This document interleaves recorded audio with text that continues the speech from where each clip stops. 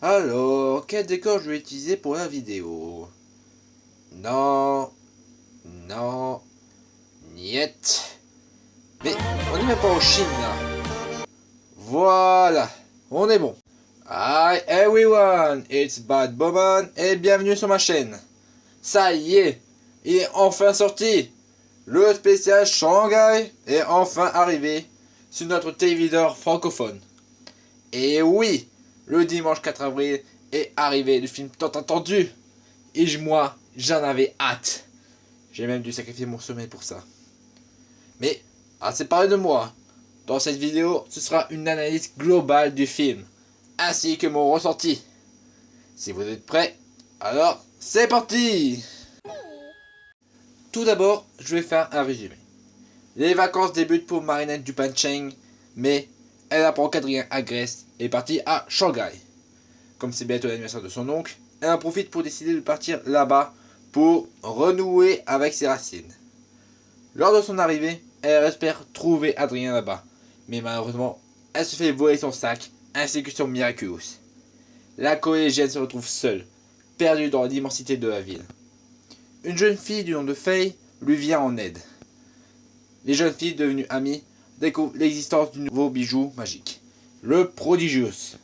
Un bijou que Papillon, lui aussi, présent à Shanghai, convoite depuis bien longtemps. Bon, avant toute chose, le film est pour moi meilleur que celui de New York. Néanmoins, je trouve qu'il y a plus de défauts que celui-ci. On va voir maintenant. Le film commence sur une scène d'ouverture, présentant Faye, fille adoptive du maître Shifu, dans lequel elle est devenue gardienne du temple, et du bijou, dans lequel elle le perd. Bon, le début est particulier, mais importante dans l'histoire. Ensuite, nous avons le générique, semblable à celui de New York, mais à Shanghai, donc c'est différent. Ensuite, c'est le début du film, où ce sont les vacances scolaires, et tout le monde va faire un pique-nique. Cependant, Adrien ne peut pas venir, comme c'est nouveau. Bref, il ne peut pas venir, car il accompagne son père à l'inauguration de son nouveau magasin à Shanghai. Et Marinette, apprenant cela, décide de partir elle aussi, pour aller souhaiter l'anniversaire de son oncle comme excuse pour s'approcher d'Adrien. C'est un point à part, mais laissez-moi faire une critique. Vous vous souvenez de cette vidéo où je disais qu'est-ce que Adrien fout là? Et bien dans le film c'est qu'est-ce qu'elle fout là, Marinette? Bon, d'accord. Le film se déroule durant la saison 2 et la saison 3.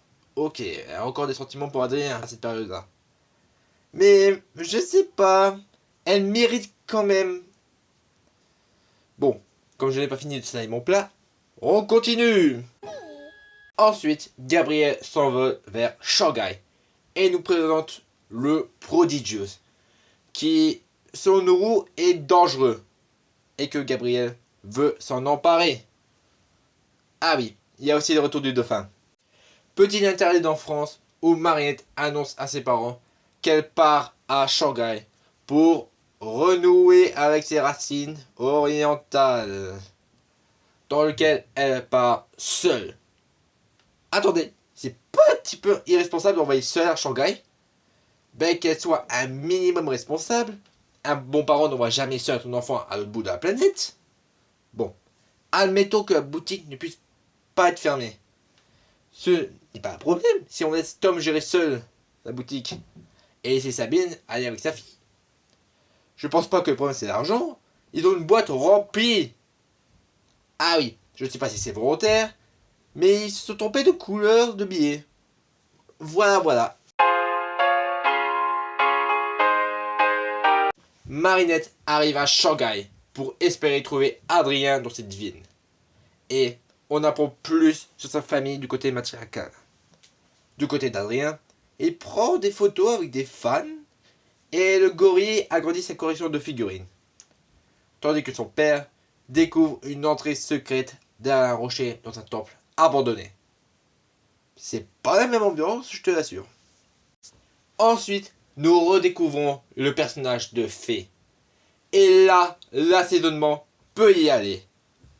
Pour vous dire la vérité, je n'ai pas du tout apprécié Faye. Présentée comme une personne de bien, qui aide des personnes lorsqu'elles ont des problèmes, et là, 2 minutes après, elle fait du pickpocket sur notre héroïne. Alors, ça veut dire que c'est un gentil ou un méchant? Dites-moi s'il vous plaît. Et jusqu'aux 2 tiers du film, j'ai eu l'horrible sensation où lorsqu'elles étaient toutes et deux ensemble, que la vérité allait se faire dévoiler. Mais dégage de là. Et arrivé à cette scène, je me disais attention, une trahison fonce droit sur nous. Mais non, rien n'y fait. Et notre héroïne fait la tête. A fait. Ou pas. Mais bref, revenons à ce que nous étions à l'arrivée. Notre héroïne se fait voler toutes ses affaires. Déjà, tu devrais pas faire un peu attention au pickpocket. Et deuxièmement, comment tu vas te retrouver tes affaires dans Shanghai? Par contre, ce qui est fort dans le film, c'est qu'on sent qu'on est dans un autre pays. En effet, le film montre bien que Marinette est perdue dans l'immensité de la ville. Et de plus, on sent bien la peine qu'elle a, puisque personne ne la comprend, car personne ne parle français. En dépit du spécial New York, où bizarrement, tout le monde parle très bien français, alors qu'on est aux États-Unis. Ensuite, on revoit un nouveau personnage du nom de Cash, qui est juste un escroc qui achète des objets volés par Faye et... J'aime l'argent. Ah, maintenant elle est recherchée par toute la ville. Bon, je vais le faire à la française. Un enfant a été enlevé. N'agissez pas seul. Si, et seulement si, vous disposez d'informations permettant de la trouver, appelez les forces de l'ordre. Et surtout, n'envoyez pas votre fille seule en voyage. Bande d'inconscients. Ensuite, les 2 héroïnes arrivent dans la boutique pour essayer de racheter les objets de Marinette. En fait, non. Ah ok, elle se met à voler l'escroc. Voilà. Bon, grâce à cette scène, nous savons maintenant que Tiki voit uniquement rose. Qu'est-ce qui se passe? Nous, les fiers justiciers de la rue, combattons le mal. Même quand il s'attaque à d'autres représentants du mal. Ok, ces mecs sont des justiciers. Remarque, ils sont plus éthiques que ces héros là. Où est-ce qu'on est? Chez moi, c'est ici que je vis. Marinette du Panchang. Tiens, il est surpris qu'elle soit là. Mais remarque, C'est la madame miraculeuse.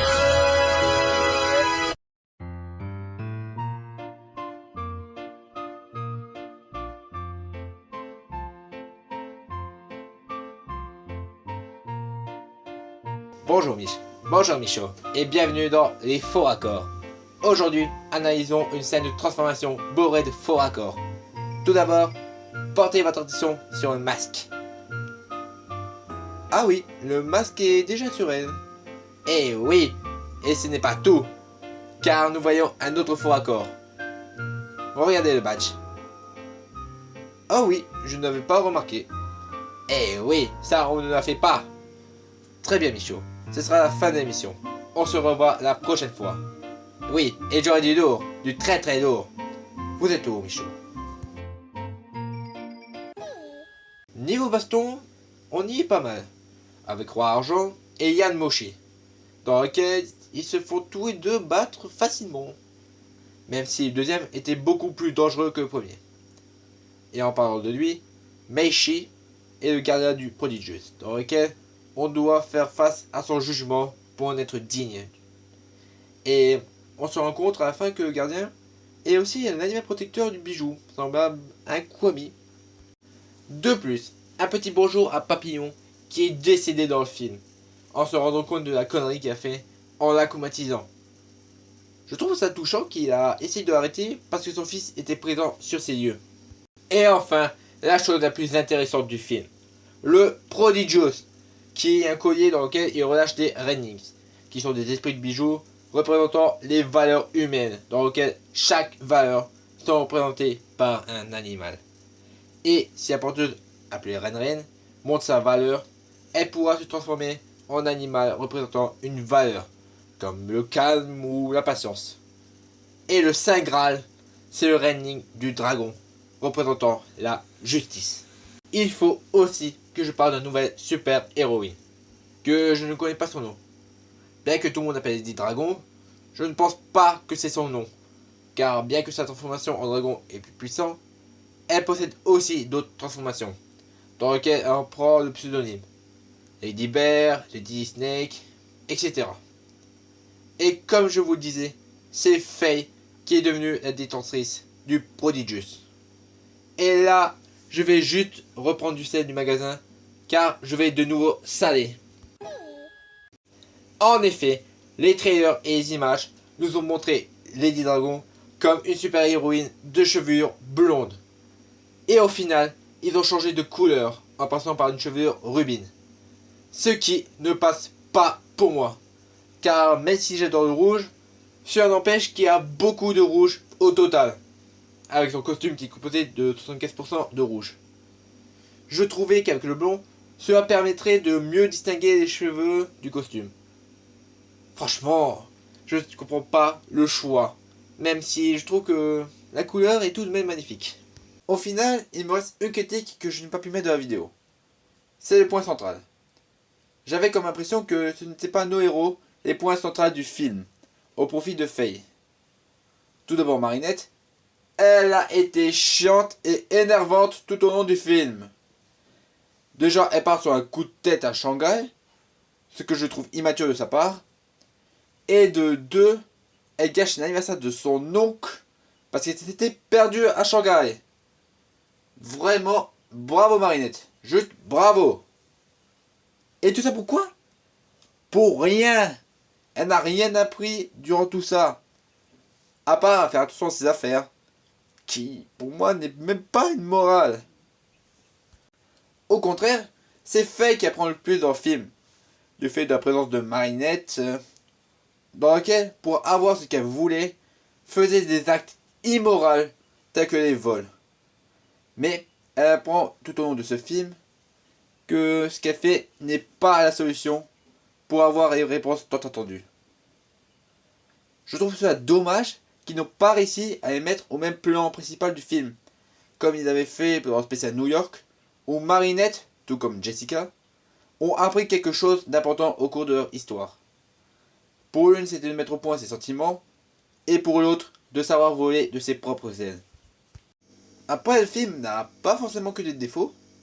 Le graphisme est somptueux, les nouveaux personnages sont attachants, la musique est au top, les voice acting sont toujours excellents, et un bien bon film au final. Qui est dans la présentation des personnages, comment c'est géré le temps d'action correspondant à la moitié du film. Franchement, oui, je trouve que Special Shanghai est vraiment bon. Voilà, j'ai dit tout ce que je voulais raconter du film. Si ça vous a plu, mettez ce doigt en l'air. Et je vous retrouve la prochaine fois. Attendez, on dit comment au revoir en mandarin? Xia Xiu Tiang? Bon, je sais. Xia Xiu Tiang.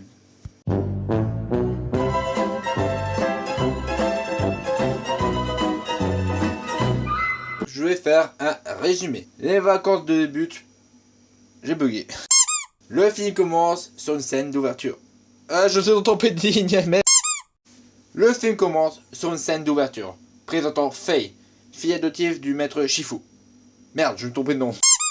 Le film, d'accord. Est dangereux sans Nourou et que Gabriel. Petite étoile d'enfance où Mariette annonce à ses parents qu'elle parle. On sent bien la peine qu'elle a, puisque putain. Tiens, il est surpris que j'ai oublié mon texte. Et enfin, la chose la plus intéressante du... Merde. Plus intéressant. Putain, j'arrive plus. La plus intéressante. Bien que sa transformation en dragon est la plus puissante, elle possède... Et deuxièmement, elle gâche l'anniversaire de son oncle. De ton oncle. Tout d'abord, elle part sur un coup de tête en chant. Eh putain. Après, le film n'a pas forcément que des défauts. Le graphisme...